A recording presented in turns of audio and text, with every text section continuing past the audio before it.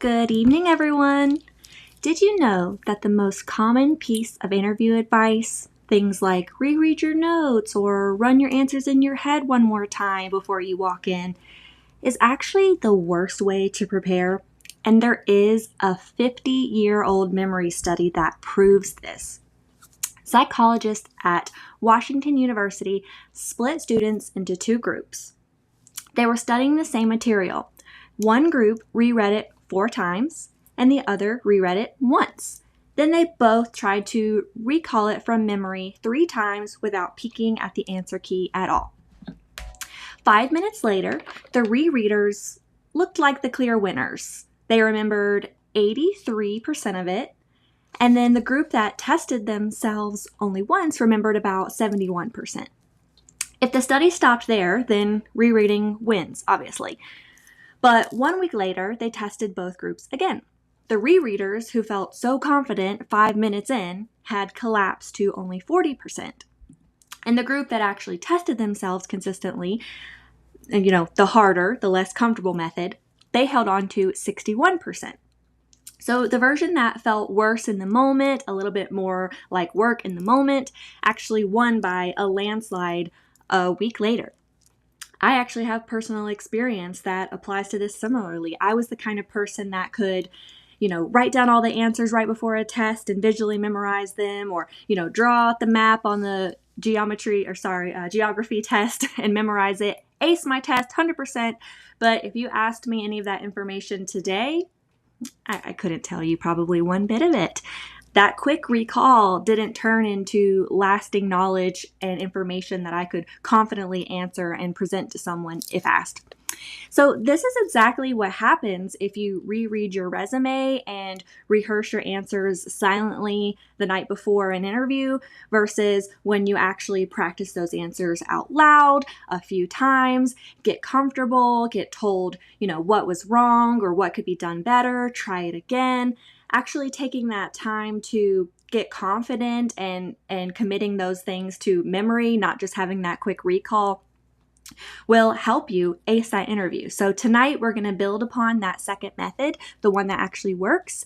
And we're also going to talk about how we can use AI, that is the thing that keeps quizzing you back. So you can obviously use some of these skills with a friend or a family member or someone that has experience as an interviewer, but not all of us has that readily available, but a lot of us do have a phone or a computer readily available, and the AI can also be programmed to know exactly what to look for that specific job or based on your specific skill set. They can really tailor the questions, tailor the responses that they need to hear to you specifically. So we're going to talk about how we can do that. Now, if you're new here, then welcome to the Vitality Social Network. I am your host today, Melon, and this is episode 4 of the series we're doing that's all about AI in your career, how we can actually utilize this tool that we have at our fingertips to get the job that we want, because we know the job market is a little bit challenging right now for everybody. So the more effective we can be at building our resume or building our cover letter, the better. So we started off this series talking about how we find the job that is the right fit for us. We did have an episode all about optimizing your resume for the ATS, or applicant tracking system. That is kind of an AI program most resumes are put through these days. Episode 3 was about your cover letter. And again, both of these things we're still trying to just personalize them to you. We're not inventing new information. We're just making sure you get credit for the experience that you have. And then, of course, today is going to be all about how we can effectively, confidently walk into that job interview and ace that process, because this is the one part of the process where there's no second draft. You get one chance. It's live, it's real time. You can't edit, copy, paste, anything like that. You have to show up ready to nail it so that you get that call back and get the job that you want. So hi everybody, thank you for being here. I see SBR Academy, I see Ruby, you're here. Welcome back, thank you for being here. I would love to hear if you're looking for a job, like what is your dream job? What are you searching for? Would love to know that. And so everybody knows, here's the scale of what we're up against, okay? So 93% of people report feeling anxious about job interviews. I mean, that's nearly everybody, right? I've had plenty of experience both as the interview and the interviewee, and I still get anxious. About half of job seekers say that the search itself is actually hurting their mental health. I know a lot of people that have been looking for jobs for months. It might take 6 or 8 months to finally get a call back even. So we're trying to figure out how we can optimize that process and get you all of the callbacks that you want for your dream job. And here's the number that actually explains why interviews stay this hard no matter how many of them you do. Only 41% of candidates say that they have ever received real, specific feedback on an interview that they gave. So think about that. Most of you have been playing this game for years that you almost never even got a scorecard for. You walk out and you have almost no idea which answer landed, which one lost the room, and why you didn't get a call back, but then you have to go in and do the same exact process next time. So tonight we're going to fix that problem. Here's what we're going to be covering. So first is the retrieval loop. This is the actual science of why practicing out loud beats reading your notes or reviewing or thinking about it silently. We'll talk about 5 rules for building a feedback loop that actually works. We have an opportunity to do a live AI mock interview demo. We'll do our signature segment on real or hype and whether these AI interview tools can actually do things like read your body language or build your confidence. And then we'll do kind of a full callback on what we've learned so far and some practice prompts that you can actually use right away and apply immediately. So it might take us, half an hour, 45 minutes to get through all of this information. But once you have it, these are concepts that you can use easily in 10 minutes to feel confident and master that interview process. So thank you everybody for being here. If you're the kind of person that usually preps for your interview by just reading your notes or your resume one more time or practicing silently in your head, give me a thumbs up so that I know that applies to you. Yes, the interview is the most dramatic thing. I mean, you get everything is made or broken on that moment, right? You know you're skilled, you could do the job, but are you able to effectively convey why you're the right fit for the job to choose you over the 100 other applicants that they had? I mean, no pressure, right? Someone says, Credix, thanks for being here.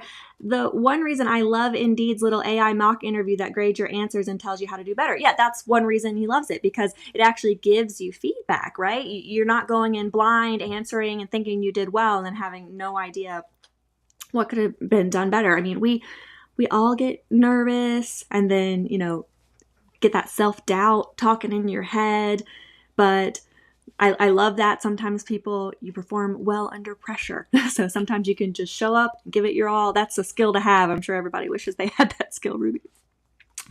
All right, so let's go back to that study for a second, make sure we understand the mechanism and the reasoning behind why tonight's entire method actually works for us. So, rereading does feel productive. It does. Your eyes move across familiar words, your brain lights up with recognition, and that recognition feels like knowledge. Psychologists call this the illusion of competence, but recognizing an answer when you see it and producing that answer from nothing out loud under pressure are 2 totally different skills. So, Ruby, it sounds like that's a skill that you have where you can act under pressure.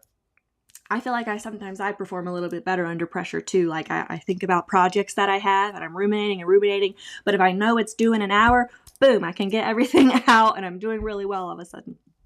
And an interview only ever really tests that second one. I mean, it's not going to matter if you think you can do well. What matters is how you actually show up and perform. So retrieval practice is forcing yourself to produce the answer without looking, without having your notes or your script or anything like that out next to you. It's sometimes harder in the moment. It feels a little bit worse. And so that's exactly why the stakes are turned all the way up. The struggle is to pull the answer out of memory and wiring it for the long-term memory. A real interview is retrieval practice with, with those high stakes. So the closest thing that you can do is not to rehearse it or not just to reread it, but it's to be asked those real, genuine questions cold and having to answer it live, answer it in a way that comes naturally. So that's also why memorized like word for word scripts can be a trap. I mean, sometimes it can help be a starting point, help build your confidence, help you know what to say, but you cannot just like recognize and recite because you're not going to be visually seeing those questions. They might ask the questions a little bit differently. And so the moment an interviewer asks you a question that's not the exact one you rehearsed, then your memorized answer breaks. And you have to be confident, rebuilding it a few times, using slightly different words each time. And that flexibility will allow you to confidently answer it no matter how they ask the question. So it helps to say it out loud in a natural cadence a few different times so that you're prepared for a real conversation, real follow-up questions. So the goal tonight is not to just write a perfect script for every single question. It's to build that feedback retrieval loop where you get asked a real question, you answer out loud from scratch, and then you get told specifically what did work, what didn't work, and then let me try it again and go through the same process. So the AI mock interview will actually give you that feedback on demand as many times as you need it. And I'm going to show you how exactly we can do that over the next 20 minutes. So if we haven't heard already, are you like Ruby? Are you someone where you can just show up and nail your interview? Does your interview prep look like just rereading your resume a few times? What is the process that works well for you? I would love to know. I'm going to go ahead and share my screen so I can give you 5 rules for a feedback loop that actually works. All right, hopefully everybody can see my screen here. I want to also make sure we can see the chat, so I'm just fixing that a little bit. You guys are very engaged today. I appreciate that. All right, so what you can see here. These are the 5 things that make a mock interview actually prepare you from the ones that just make you feel busy, right? You spent all this time rereading your answer, but did it actually prepare you, set you up for success? That's the real question. So rule number 1, use real questions, not generic ones. So, okay, I have some examples of some generic ones that I'm thinking, right? Like, why are you interested in this job? Or tell me about yourself. That's a great place to start. You might want to have some example paragraphs or scripts written out so like what are my key points that I need to hit. But it's not going to then train you for the specific follow-up questions that interview is asking in real time. So you do have to get a little bit creative with some of those realistic questions. Tell me more about this experience, right? You have to be prepared for those follow-up questions. Rule number 2, answer out loud every single time. So not in your head, not typing it out. Speak the way that you actually would speak in a real life situation. Silent review is just like rereading in disguise. It's not actually going to transfer to that in the moment conversation the way that you need it. Rule number 3 is score against a rubric, not just a vibe. So don't just say, was this good, was this bad? Did you like it, did you not like it? You need to have actual criteria that they're looking for, the structure, the specificity, the relevance to the role, not just how did it sound, because that good job is not really going to teach you anything we can act on. So we will talk about a structure called the STAR structure today that you can utilize in your AI prompts. Then rule number 4, fix the flagged answer in the same session. So if the AI flags a weaker answer, redo it immediately, right then, while the feedback is fresh. Don't just wait till later. That usually means never. Don't wait till you're done with the whole process and kind of just keep going through the motions. Go ahead and work on it, master it right then, so that you won't be tripped up by that end up being the one question the interview actually asked and you weren't prepared to nail it. If that's your weak spot, then spend more time on the weak spot. And then lastly, rule number 5, space your sessions across days, not one quick cram. So today specifically, we are going to be cramming this all into, one conversation, how you can prepare, right? But you can take this information and practice it over the next several days, because that will actually help that long-term memory. A meta-analysis of more than 300 memory experiments found that spaced out practice consistently beats the same amount of practice crammed into one sitting. So 3 20-minute sessions this week will outperform one long, hour-long session tonight. So if you're actually watching this on the replay and you're following along with the different demos or questions that you have, you might even start with, one prompt, practicing it several times for 20 minutes, mastering it, and then coming back and continuing along with the next 2 prompts. That could end up being a more effective way to get that information to stick in your brain. So we do have the opportunity to actually run an example, and I also want to show you a few things that ChatGPT was able to provide for me as a resource. I thought this was really cool. So first we have our prompt here. We can say, here is my resume. Here is the job description. So in both of these cases, I took my real resume, my real experience, but I tweaked it just a little bit to make it more anonymous. So, we're going to practice safety a little bit here, right? But it was able to provide some of that information for me. So it took my real resume, and we can see here I have my professional summary. We can see my core strengths, all of my experience. And I just love knowing how quickly AI can pull out that information and turn it into an effective resume. It's kind of cool. So if you're interested in figuring out how you can create a resume that is optimized for the ATS applicant tracking system, then go back and watch one of our previous episodes so that you can get one of these made for you. And it's not just generic, but it actually is going to help you get the specific job that you're applying for.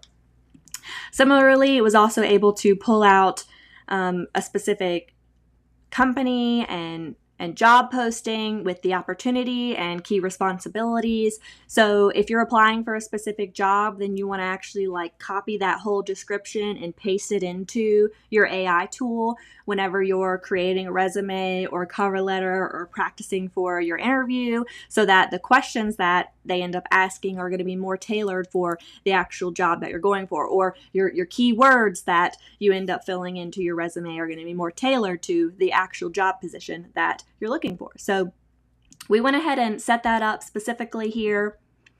And then we're also going to ask it, like we said, we need specific criteria. I don't want it to just ask me some questions and then say good or bad, right? So what we have here is a criteria called the STAR structure. So score the answer from 1 to 10. The STAR structure is specificity, relevance to the role, evidence/results, and then my delivery. So tell me the weakest part, and then ask one realistic follow-up question before moving on. Don't praise me unless you can name exactly what worked. I also gave it an example question. So let's go ahead and send that and see what we get.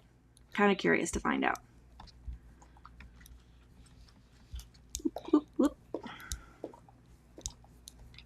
All right, I'm gonna close my chat for one quick second here, just so that everybody can make sure that we can see you. Give me 1 second. Want to make sure you can all see what's on the screen here. Whoop.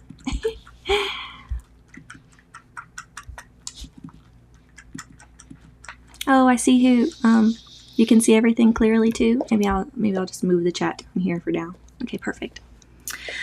All right, so I'm using the AI tool on my computer, and there's a couple of things that I can do with this. So first, it does have the option to actually read it out loud. If I go to this here, I can also use a microphone tool where it does speech to text. I also have the ability to do it on my phone where it's actually a conversation back and forth. So this one says, tell me about a time that you had to create a scalable training solution for people with very different levels of experience. So, oh my gosh, that is like very specific to my job, right?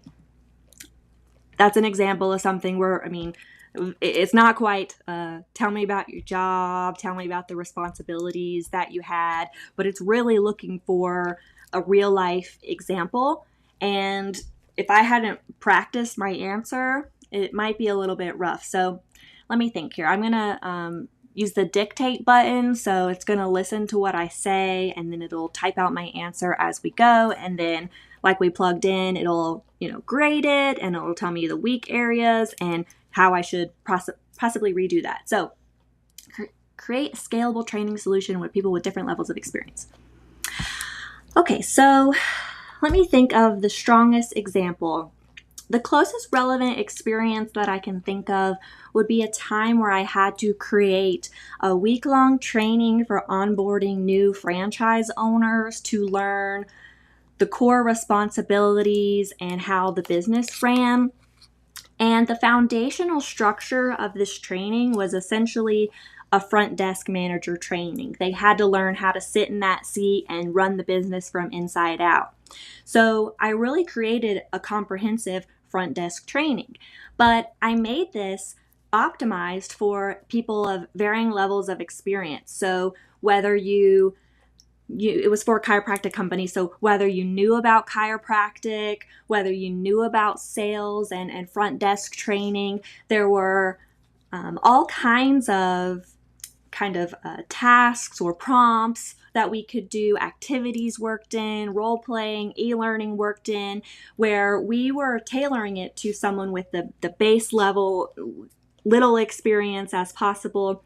And then some of these different activities could be optional. So if you are already a master of chiropractic, then maybe we check that box. We don't have to do the chiropractic e-learning. If you are already a master at the sales training portion, then maybe we could do a few less specific examples there. So I did have it tailored to the person in front of me's experience level. Okay, obviously I just made that up on the spot. I'm going to press check. It's going to hear me saying that too. It's still dictating, but but you could tell, I'm a little bit nervous, right? That was my first time saying that out loud.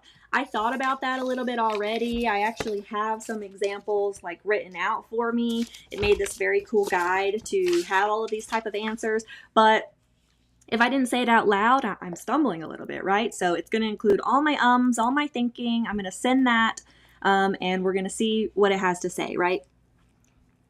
Okay, so it said, solid first attempt, but we're being strict, so I'm going to score it like a real hiring manager. For the star structure, I got a 6 out of 10. All right, I explained the situation and the action, but the task wasn't clearly stated. The result was essentially missing. Oh, okay, that's a good point. So I created this comprehensive training structure, but I didn't explain the impact. So saying, for example, after my training, we realized that all of the new franchisees were more effectively set up for success. And then going forward, they were able to, achieve profitability in only 90 days and 6 months instead of 6 months or something like that, giving the actual impact from this specific answer. Specificity. So the franchise owner and onboarding and optional learning paths felt concrete, but several phrases stayed broad. So activities, role play, e-learning. I could have been a little bit more intentional when what type of activities, what type of role play that we were doing. Relevance to the role. So this was excellent alignment to the specific job posting that I used as an example here. I got a 9 out of 10 for that. The evidence slash results, we already mentioned that. I didn't actually mention whether all of that worked or not. Was it effective? Did I do all of that work and then we ended up with the same result? It's important for me to have some kind of, numbers or testimony to demonstrate the real life impact of what I've done. And then my natural delivery. It was conversational and believable, but a little searching for words at the beginning. However, it sounded like a real interview rather than something memorized. So I'm sure you guys could feel that too. I was searching a little bit. I was stumbling a little bit. I think that made it real, but if I had done this 2 or 3 times, then it would have sounded much more confident, much more professional and precise. So obviously we know the weakest area. As an interview, they were waiting for the payoff. Like, okay, I listened to you, 90% of it was all about what you did, but you never told me why it mattered, what happened because of it, maybe the issue that we had before that I was able to solve through this process. And, I know all of those things in my head, but I hadn't practiced on applying that to the information. So it then gave me an example of structural rewrite using only mind facts. So I love this. So I'm going to read this one out loud. And then if I was actually going to use this, I would need to practice just recalling it a few times without reading and memorizing the words. So at my previous company, I was responsible for creating a week-long onboarding program for new franchise owners. My goal was to help people with very different backgrounds learn the core responsibilities of running the business. I built a program around a comprehensive front desk manager training because I believed that understanding of the role gave owners a strong foundation for how the business operated. And since participants came in with different levels of experience, I designed the training to be flexible. It included role-playing, activities, e-learning, and coaching that could be adjusted based on the learner. For example, someone already experienced in chiropractic or sales could skip certain foundational modules while someone new would complete the full curriculum. And the result was a scalable onboarding program that could be tailored to each learner while still delivering a consistent training experience. Okay, so that's obviously way smoother than the way I said it before. And it had a little bit of a stronger ending there because I hadn't mentioned any outcomes before. And AI did not make up outcomes either. It took what I said. It wasn't saying, and afterwards, we improved the company by so much or started giving percentages or revenue or numbers. It's not going to make up something that you don't offer it. It's just going to help you, do what you do and reflect what you've done more effectively. So then my follow-up question is, how did you measure whether that training was actually successful? That's an incredible follow-up question. And as you guys have heard, that would be me needing to prepare. Maybe I have, a quick bullet point list of like some key numbers on, did we save time with a training that was more effective? We used to train people for 6 weeks, and with this training, now we can get it all done in 1 week with the same level of impact. Did we improve the ability to reach profitability sooner or later? What was the actual result of that training that proved its success? So I love this as an example follow-up question. All right, so we're going to pause here. If you've made it this long, I would love to know how you guys are doing. If you've ever tried anything like this using AI specifically for your job searching process. I heard somebody say they used the AI Indeed interview process. We showed an example here on ChatGPT. I kind of want to show you an example on my phone a little bit too, where it's actually more of a back and forth. But we're going to pause with our signature segment, which is Real or Hype. So, Real or Hype time. Tonight's claim is that AI interview tools can actually read your body language and your confidence to score whether you'll get hired. The verdict on this one is that it's mostly hype, and the industry's own history actually proves that. So one of the largest video interview platforms in hiring, HireVue, spent years scoring facial expressions and eye movement. And in 2021, they dropped it entirely after a federal complaint and independent audit. So the company's own data scientists found that all of that visual data, the face, the gaze, the expression, contributed about 1/4% to predicting who would actually perform well in the job.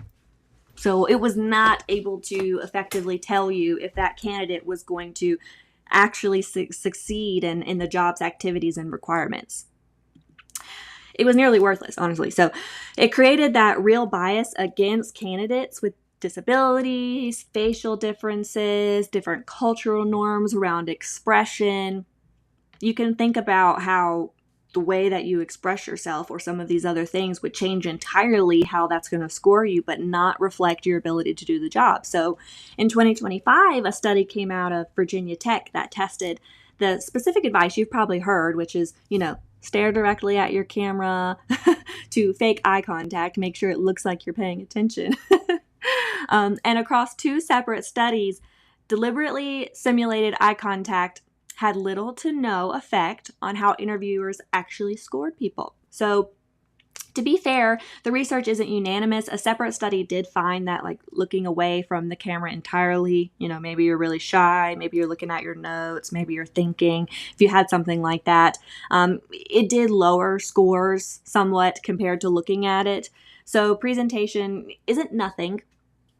But it's not just the soul reading, confidence scanning system that a lot of people imagine. It's not quite as effective as we might imagine. So the content and the structure still carried most of the actual weight. So that being how you actually answered the question, the quality of your answers still was the majority of the weight in how you were scored.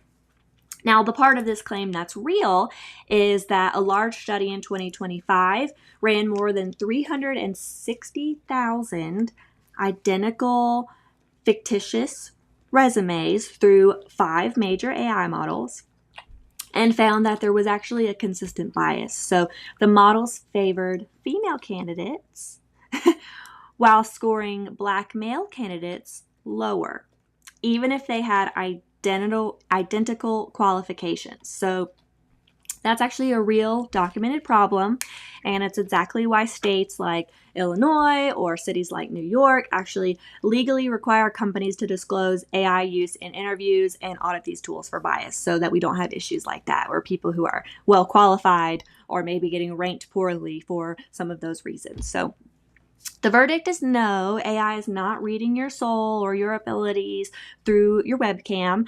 The idea got tested and largely was retired by the industry, but the system screenings can carry real, measurable bias, and that's a policy problem worth knowing about. So it's not a reason to perform differently in front of your camera, and you really should just focus on the quality of your answers and your confidence. So practicing that so that you can have that recall more effectively and quickly.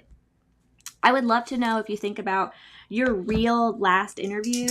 I want you to score yourself from 0 to 10 on how prepared you actually felt walking in. So not how well it went, but how prepared you felt before you knew the outcome. I actually had my most recent phone interview, phone screening type conversation, this morning.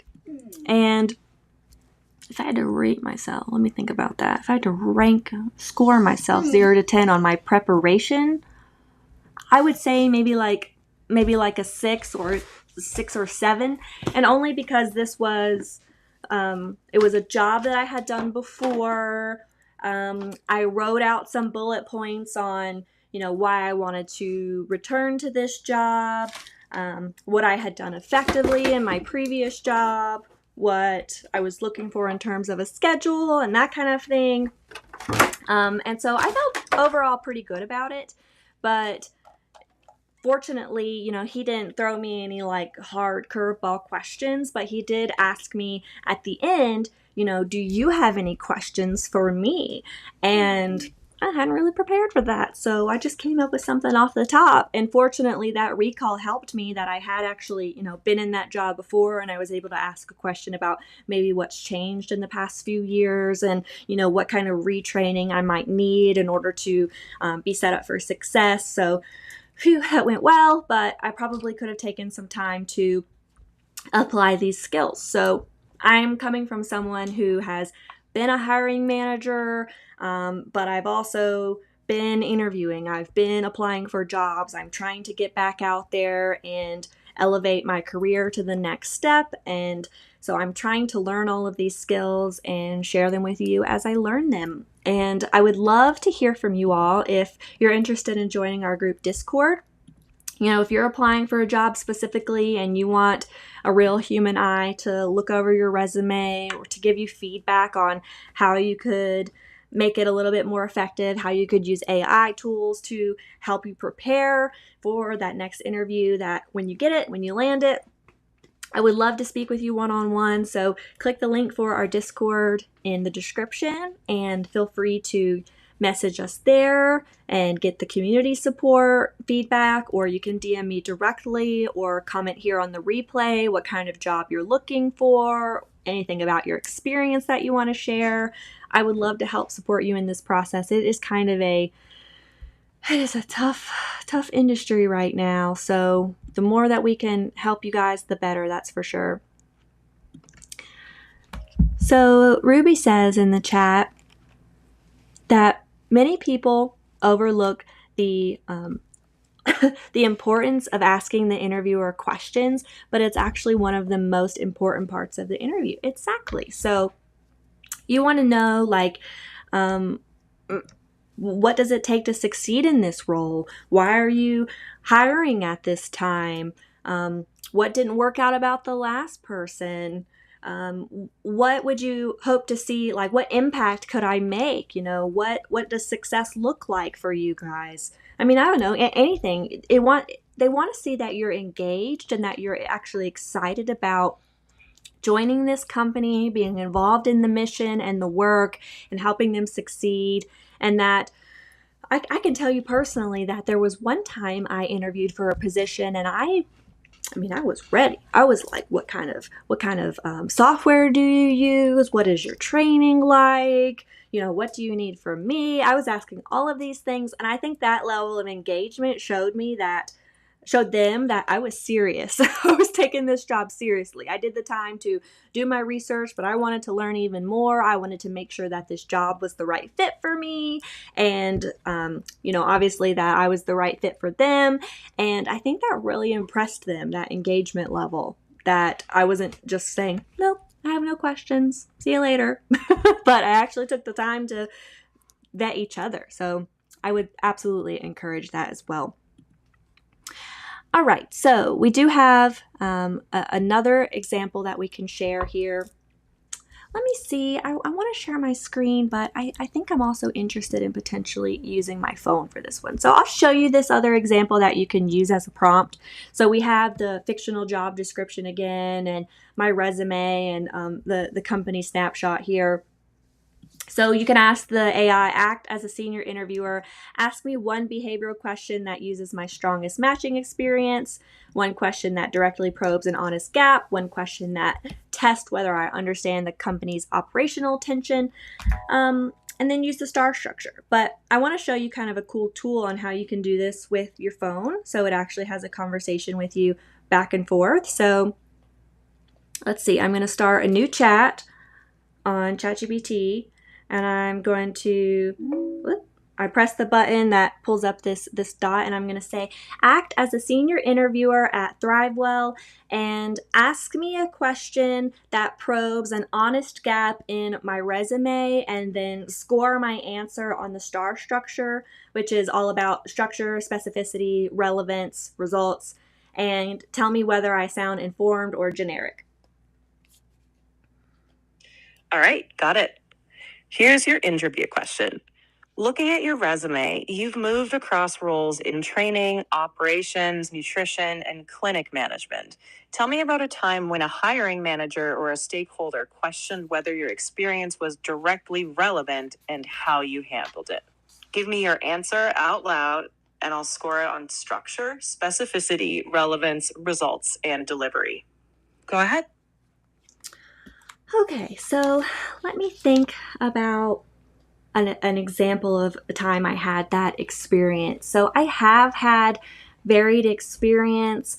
One time I applied for a job at a center that supported the elderly, and I was able to explain that in my previous job positions, while I hadn't necessarily supported that direct client population, I was still performing the job requirements needed. So I was able to lead the staff, oversee the training program, and I'm all about operations. So in my my first time I step foot into the company, I'm going to learn your business inside and out and then be able to apply the skills that I have. So in that situation, I wasn't able to have experience with that target population, but I did have transferable experience that could still be used for that population. Oh my God, that was terrifying. Okay. Thanks. That gives me enough to go on. Here is your score. For star structure, 4 out of 10. You had a situation and some action, but no clear task or result. Specificity, 3 out of 10. You stayed high level. Relevance was 8 out of 10. That part was strong, making the case that your L&D skills transfer. Evidence and results, 2 out of 10. There was no outcome or data mentioned. Delivery, 5 out of 10. You sounded sincere, but a bit generic. Phrases like, I'm all about operations are common, but not very vivid. The single weakest part is the missing result. What actually happened? Did you get the interview or the offer? And here's a realistic follow-up. Can you give me one specific example of a transferable skill you highlighted and how you connected it to that organization's needs? Want to give that a shot? No, I don't. Okay. Oh my God. All right. So I'm like panicking, and this is a fake interview with AI. You feel me? Oh my goodness. So this is an example of why it's absolutely worth trying this and using some of these prompts where you have those challenging questions that are specific to the job or address your actual resume that you have to be prepared to answer these questions about. Because I feel anxiety heavy just from doing this fake example for you guys here live. So it's worth taking some time to practice this, to get confident, to allow it to give you this feedback. And what if you feel like the AI's feedback is wrong or is too harsh? Okay, honestly, take a breath. It's just a robot, okay? It's fine. And it's not a verdict. And if it doesn't feel right to you, I can always ask it to explain its reasoning or run my same answer past a real person, a friend, a mentor, a family member. Tell me how a human might respond to my real answer, because sometimes I am a little bit more conversational and personal, and I'm not always tightly professional when I answer these questions, and it's not a perfect judge. It might be looking for something that a real person might give me a pass on. I might be able to charm them with my answer. I don't know, right? So you want to get these different perspectives, but you should still take its feedback to heart, because it depends on the type of job that you're applying for. Maybe the level of experience that job's requiring, or the level of responsibility that you'll have. And professionalism and confidence and having concise, effective, eloquent answers might be a critical part of the role. If you're going to be responsible for training and teaching other people, you need to be able to explain yourself well. So it's worth taking the time to practice this. I would love to know if you guys have any specific questions about how to use the AI tool or how to set yourself up for success in an interview. You can certainly take some of these prompts and try them out yourself, whether you want to use the web version or you want to use the version on your phone.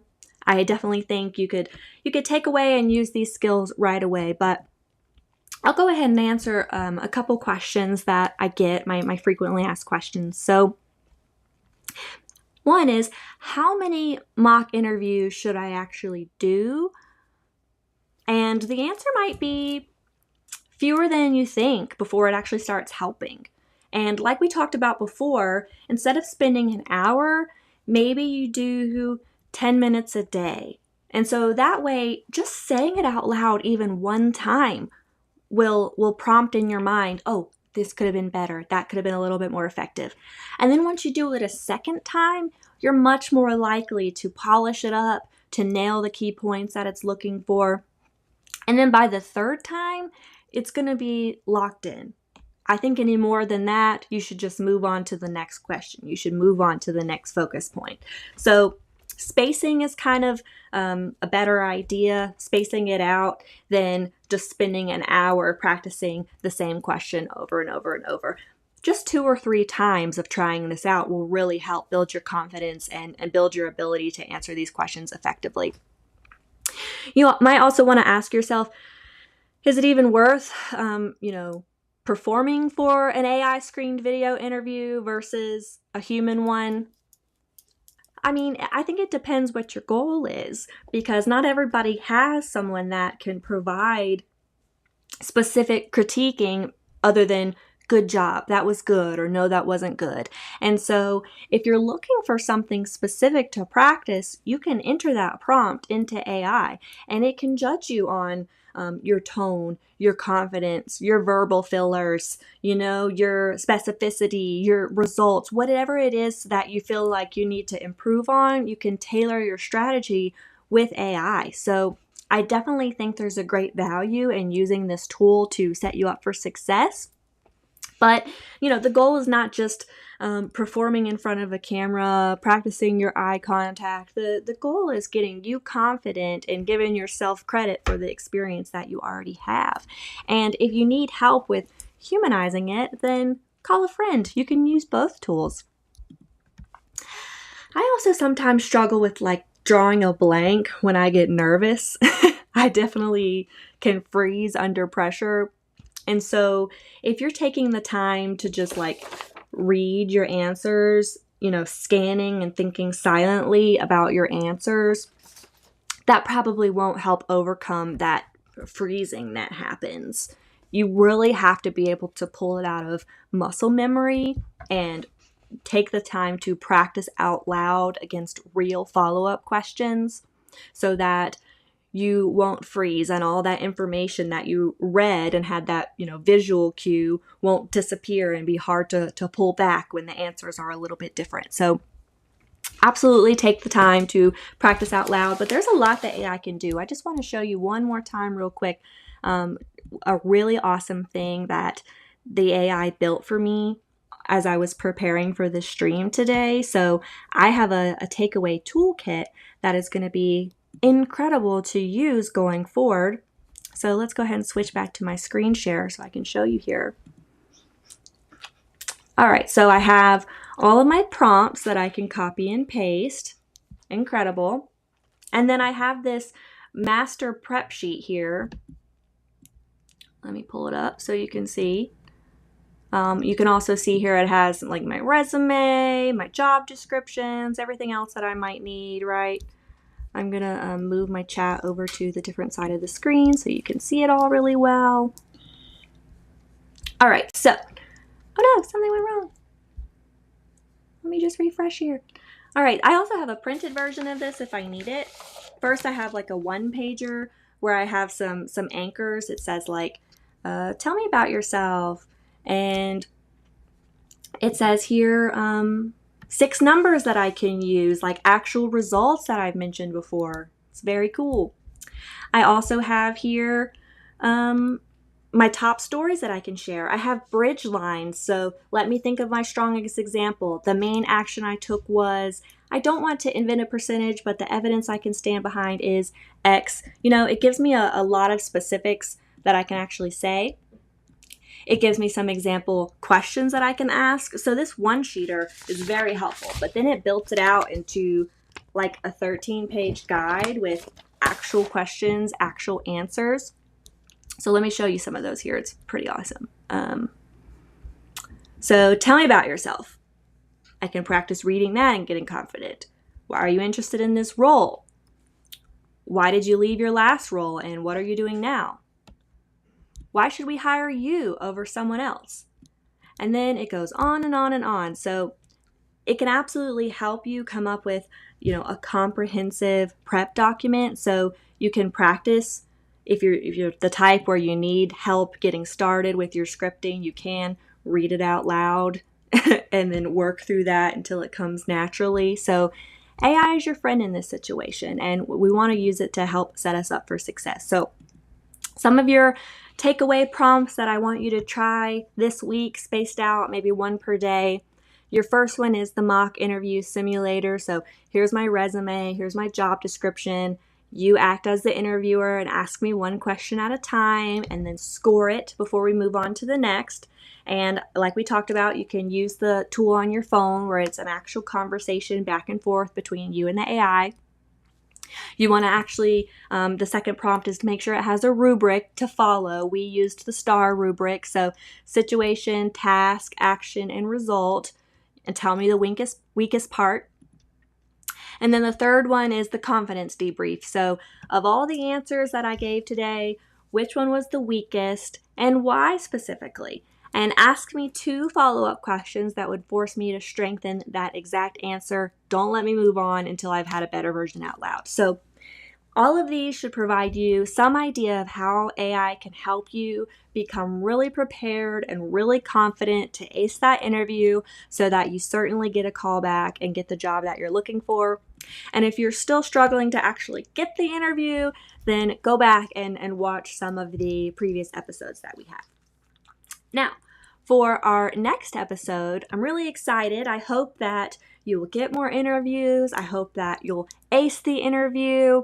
And then we'll also be able to talk about negotiating the position. So let's say that you actually get offered the job and you want to be able to prepare with a counter offer and having exact language that set you up to get the schedule that you want or get the pay that you deserve or get the benefits that you're looking for. So how can you navigate those conversations effectively with your body language, your tone, the actual questions or research that you use? We're going to talk about how AI can help really set you up for success with that conversation. And that way, you're going to position that company to say yes to you without you ever having to threaten to walk away or take another position. We want it to be natural so that everybody gets what they want and it's a win-win and you get the job and the pay that you deserve. So thank you all for watching today. I really appreciate you being here and sticking around for this series, and I wish you all luck in your job search. So you take care. Have a great rest of your night. See you next time.